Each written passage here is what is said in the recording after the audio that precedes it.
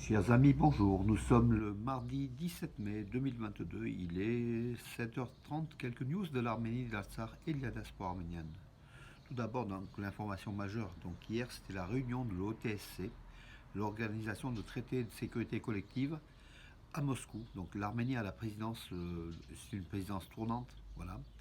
Nicole Pachinian s'est été rendu donc à Moscou pour assister à cette réunion avec Poutine, avec Loukachenko, avec aussi des représentants des chefs d'État donc du Kazakhstan, voilà, de la Kirghizie, enfin tous les pays, les 5-6 pays qui forment cette organisation que BFM TV, hein, bien sûr anti-russe et anti-Pachinian, et anti-Poutine, pardon, nomme le mini-OTAN en ridiculisant un petit peu cette force. Mais il est vrai qu'en fait cette force n'est pas très très au point puisque Nicole Pachinian, à propos de l'invasion azérie sur l'Arménie, sur le territoire souverain de l'Arménie en mai dernier, Nicole Pachinian a critiqué la, la, la non-mobilisation de l'OTSC, la déception de l'Arménie face à la non-intervention de ce traité, enfin de ce groupe de sécurité collective, alors que l'Arménie était menacée par l'Azerbaïdjan. Donc voilà, donc ça a un petit peu mis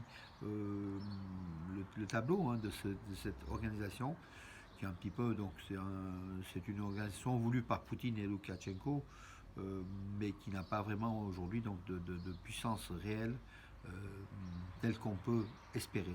Voilà. Mais en tout cas, pour l'Arménie, c'est quand même malgré tout, donc l'Arménie qui est proche de la Russie par obligation, puisqu'en fait elle est sous le parapluie de la protection russe, supposée ou réelle. Hein. Voilà, donc l'Arménie était. Donc c'est bien que Nicole Pachinian ait déjà dès le début donc critiqué, enfin au moins donc affirmé que l'Arménie attendait mieux de l'OTC que la non-intervention lorsque l'Azerbaïdjan a attaqué le territoire souverain de l'Arménie en mai 2021. Voilà. Ensuite, donc il y a une réunion privée, donc en plus donc de la réunion bien sûr qui s'est passée normalement, hein, bien sûr dirigée par Poutine. Nicole Pachinian a eu un entretien privé avec Nicole Pachinian. Voilà, donc ils ont parlé de beaucoup de choses, des relations économiques hein, entre l'Arménie et la Russie, enfin la coordination et puis comment dirais-je, ben, tout se passe a priori, tout se passe bien entre l'Arménie comment dirais-je, et la Russie selon Poutine et selon Pachinian. Voilà mes amis, donc pour cela c'est important pour la sécurité de l'Arménie, voilà, donc surtout en ces temps très très compliqués, très difficiles donc pour cette région, enfin la région de la Russie, qui est en guerre contre l'Ukraine et qui a le monde, pratiquement le monde contre elle, et puis surtout pour l'Arménie, la sécurité de l'Arménie qui est en jeu aujourd'hui hein, face à l'agression turco-azérie au Karabakh, en Artsakh et la frontière est de l'Arménie. Alors hier, la compagnie nationale arménienne, bah, en fait c'est la seule compagnie nationale arménienne, Fly Arna. Le nom n'indique pas trop bien qu'elle est d'origine arménienne. Fly Arna, c'est quand même incroyable de mettre un nom comme ça pour une compagnie aérienne. Ce sont des acronymes, hein, mais bon, c'est quand même pas non plus normal qu'on choisisse un nom aussi bidon que Fly Arna. Mais il faut s'y habituer. Fly Arna, c'est la compagnie nationale arménienne. Le premier avion de cette compagnie a été peint aux couleurs de l'Arménie, hein, de la compagnie et de l'Arménie. Ça s'est passé, je crois que ça a été peint en Slovaquie ou en Tchéquie. Alors oui, c'est à Ostrava, donc voilà, en République tchèque.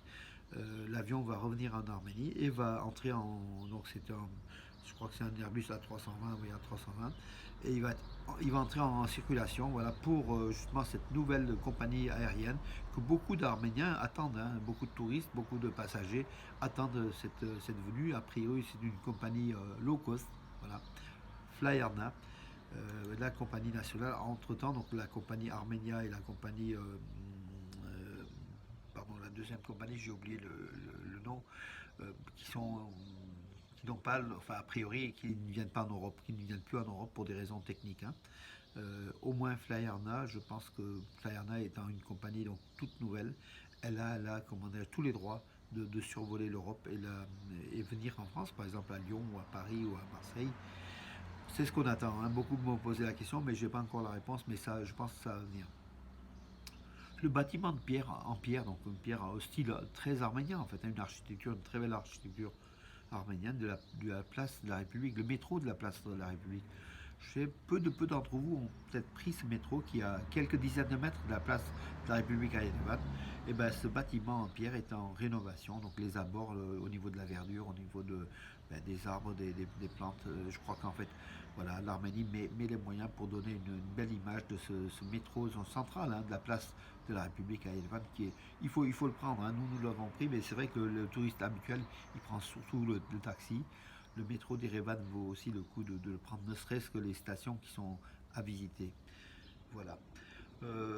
Écoutez, mes amis, j'en ai fait. Oui, le Nicole Pachinian a nommé un nouveau maire par intérim à Vanadzor, parce que l'ancien, comment dirais-je, il est en délicatesse juridique au niveau des sélections, hein, donc tricherie ou enfin on lui reproche.